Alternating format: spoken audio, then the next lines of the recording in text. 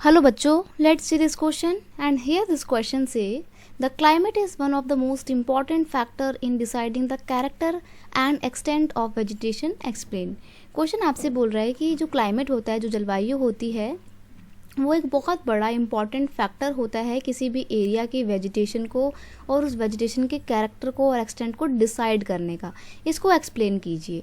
तो यहाँ पे क्वेश्चन का की कॉन्सेप्ट है climate as affecting factor of vegetation.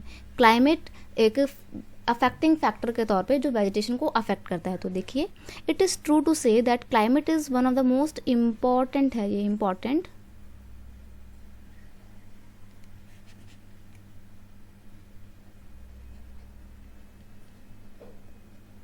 Climate is one of the most important factor that affect the vegetation because अगर हम टेम्परेचर की बात करें तो क्लाइमेट कहीं ना कहीं टेम्परेचर पे डिपेंड करती है।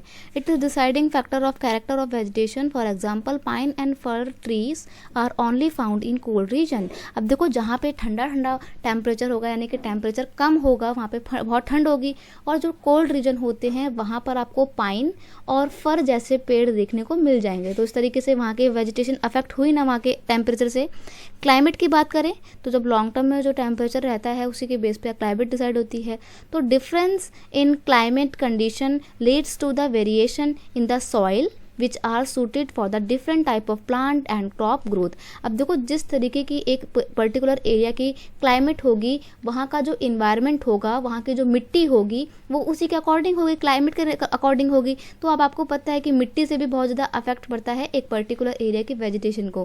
फॉर एग्जाम्पल थॉरोनी फॉरेस्ट की बात करें तो वहाँ की मिट्टी कैसी होती है, बहुत ही एरिड सॉइल होती है। और वहीं हम मैंग्रोव फॉरेस्ट की बात करें तो वहाँ की मिट्टी कैसी होती है, सिल्ट वाली और मडी सॉइल होती है। मडी मतलब बहुत ही गिलगिली सी और दलदल वाली मिट्टी होती है। तो मिट्टी के बेस पे भी डिपेंड करता है कि वेजिटेशन कैसी होगी। और मिट्टी किससे अफेक्ट होती है, क्लाइमेट से अफेक्ट होती है। तो डायरेक्टली और इनडायरेक्टली क्लाइमेट ने अफेक्ट डाला ना वेजिटेशन के ऊपर। तो therefore we see diversity from the tropical evergreen forest to the thorny bushes. तो इसलिए हम मिट्टी के आधार पे कितना डिफरेंस देखते हैं, कहीं पर तो ट्रॉपिकल एवरग्रीन फॉरेस्ट पाए जाते हैं और कहीं पर थॉर्नी बुशेस यानी कि कटीली झाड़ियाँ पाई जाती हैं। तो इस तरीके से हमने यहाँ पे देखा कि कैसे क्लाइमेट अफेक्ट करता है एक पर्टिकुलर एरिया के वेजिटेशन को।